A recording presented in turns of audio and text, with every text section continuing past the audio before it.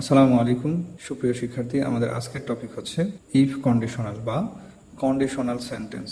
এটি একটি খুবই গুরুত্বপূর্ণ টপিক, কারণ এগুলো রাইট ফর্ম ভার্বের ক্ষেত্রে ব্যাপক হারে ব্যবহৃত হয়। এছাড়াও কমপ্লিটিং সেন্টেন্সে আসবে এবং বিভিন্ন অ্যাডমিশন পরীক্ষা বা জবের পরীক্ষায়ও এই কন্ডিশনাল সেন্টেন্স থেকে প্রশ্ন করা হয়ে থাকে। তো আমরা প্রথমে কন্ডিশনাল সেন্টেন্স কি তা জেনে নিই। কন্ডিশনাল সেন্টেন্স বা শর্তযুক্ত বাক্য, যেই বাক্যে কোনো কাজ ঘটার পেছনে কোনো শর্ত যুক্ত থাকে তাকে কন্ডিশনাল সেন্টেন্স বলে। এ ধরনের বাক্যের দুটি প্রধান অংশ থাকে। একটি হচ্ছে ইফ ক্লজ, যা শর্ত বা কন্ডিশন, আর অপরটি হচ্ছে মেইন ক্লজ, ফলাফল বা রেজাল্ট। কন্ডিশনাল সেন্টেন্স কেমন হয়ে থাকে তার একটি উদাহরণ দেওয়া আছে। এখানে স্ট্রাকচার: ইফ যুক্ত অংশটি শর্ত বা কন্ডিশন থাকবে, আর কমার পরের অংশ হবে ফলাফল বা রেজাল্ট। আমরা একটি উদাহরণ দিয়ে দেখি। If it rains we will cancel the match. যদি বৃষ্টি হয় তবে আমরা ম্যাচটি বাতিল করব। আমরা এখানে দেখতে পাচ্ছি যে ইফ যুক্ত এই অংশটি শর্ত যুক্ত হয়েছে। কি শর্ত? যদি বৃষ্টি হয়, আর পরের অংশ হচ্ছে ফলাফল, বৃষ্টির কারণে ম্যাচ বাতিল করবে। তো এইভাবে কন্ডিশনাল সেন্টেন্সের প্রকারভেদগুলো আমরা দেখে নেব। প্রথমটি হচ্ছে জিরো কন্ডিশনাল বা চিরন্তন সত্য, আর এটি কোন ক্ষেত্রে ব্যবহৃত হয় তা জেনে নেওয়া যাক। প্রথমটি হচ্ছে চিরন্তন সত্য, বৈজ্ঞানিক সত্য, বৈজ্ঞানিক নিয়ম বা কোনো সাধারণ অভ্যাস বোঝাতে এই জিরো কন্ডিশনাল ব্যবহৃত হয়, আর এর ফলাফল সবসময় নিশ্চিত থাকে। আমরা স্ট্রাকচার দেখে নিই। ইফ প্লাস প্রেজেন্ট সিম্পল, অর্থাৎ ইফ যুক্ত অংশটি প্রেজেন্ট সিম্পল টেন্স হবে এবং কমার পরের অংশ প্রেজেন্ট সিম্পল হবে। আমরা একটি উদাহরণ দিয়ে দেখি। If you heat ice it melts. যদি তুমি বরফে তাপ দাও তা গলে যায়। তাহলে ইফ যুক্ত এই অংশটি প্রেজেন্ট সিম্পল টেন্স হয়েছে এবং পরের অংশ প্রেজেন্ট সিম্পল টেন্স হয়েছে। এভাবে পরের example: if people don't eat they get hungry. মানুষ না খেলে ক্ষুধার্ত হয়।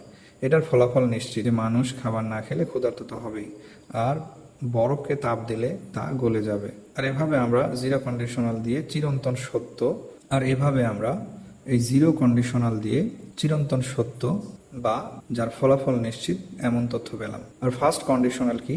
ভবিষ্যতের সম্ভাবনা, অর্থাৎ ভবিষ্যতে কোনো কাজ হবে এমন ক্ষেত্রে এই ফার্স্ট কন্ডিশনাল ব্যবহৃত হয়। ভবিষ্যতে কোনো কাজ হওয়ার বাস্তব বা সম্ভাব্য শর্ত ও তার ফলাফল বোঝাতে ফার্স্ট কন্ডিশনাল ব্যবহৃত হয়। এখানে একটু বিস্তারিত দেওয়া আছে, আমরা স্ট্রাকচার দেখে নেব।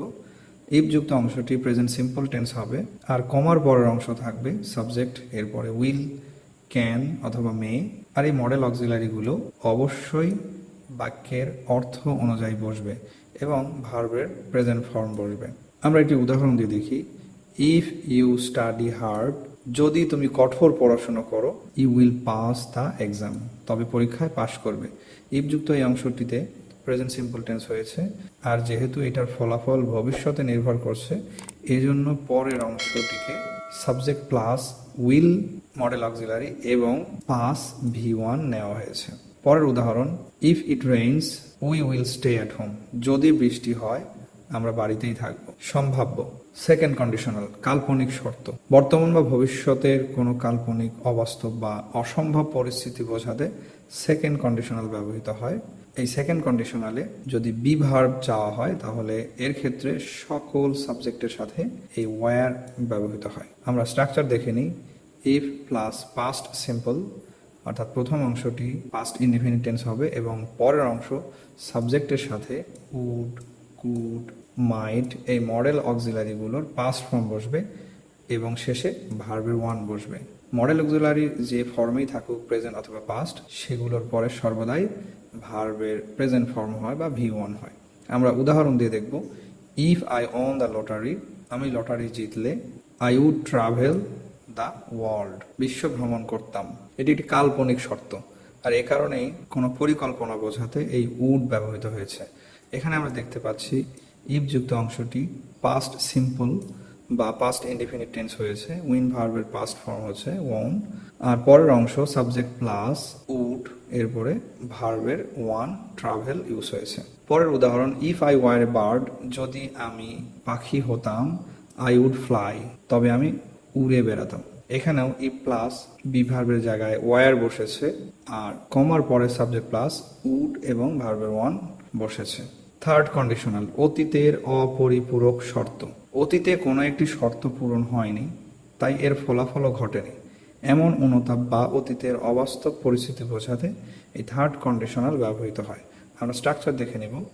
ইফ প্লাস পাস্ট পারফেক্ট, অর্থাৎ ইফ যুক্ত অংশটি পাস্ট পারফেক্ট টেন্স হবে, আর কমার পরের অংশ সাবজেক্ট প্লাস উড হ্যাভ, এরপরে V3 বসবে, অর্থাৎ ভার্বের পাস্ট পার্টিসিপল ফর্ম বসবে।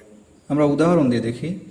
ইফ ইউ হ্যাড স্টাডিড, এই অংশটুকু পাস্ট পারফেক্ট টেন্স হয়েছে, হ্যাড প্লাস V3, আর এই কারণে কমার পরের অংশ সাবজেক্ট প্লাস উড হ্যাভ এবং ভার্বের 3 ইউজ হয়েছে। ইউ উড হ্যাভ পাস্ট, তুমি যদি ভালোভাবে পড়তে তবে পাস করতে পারতে। পরের উদাহরণ, if I had seen him, আমি তাকে দেখলে I would have told him, তাকে জানাতে পারতাম। ইফ যুক্ত অংশটি পাস্ট পারফেক্ট টেন্স হয়েছে, আর এই কারণে পরের অংশ সাবজেক্ট প্লাস উড হ্যাভ এবং V3 হয়েছে। আমরা এখন দেখে নেব কন্ডিশনাল সেন্টেন্সের সবগুলো রূপ। এখানে সম্ভাব্য প্রকারগুলো দেওয়া আছে। কন্ডিশনাল সেন্টেন্সের টাইপ, জিরো কন্ডিশনাল, যেটা প্রেজেন্ট সিম্পল হবে কমার এ পাশে এবং কমার ও পাশেও present simple.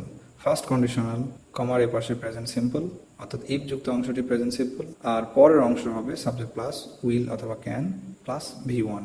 Second conditional, if যুক্ত অংশটি থাকবে পাস্ট সিম্পল এবং পরের অংশ থাকবে সাবজেক্ট প্লাস উড অথবা কুড এবং ভার্বের 1। থার্ড কন্ডিশনাল হচ্ছে ইফ যুক্ত অংশটি পাস্ট পারফেক্ট টেন্স হবে, পরের অংশ বা কমার পরের অংশ থাকবে would have, could have plus V3 বা ভার্বের দ্বিতীয় রূপ। তো অনেকের মধ্যে আবার কন্ডিশনাল 5 প্রকার। অপরটি হচ্ছে মিক্সড কন্ডিশনাল, তবে সবচেয়ে বেশি ব্যবহার হয়ে থাকে এই ফার্স্ট, সেকেন্ড এবং থার্ড কন্ডিশনাল।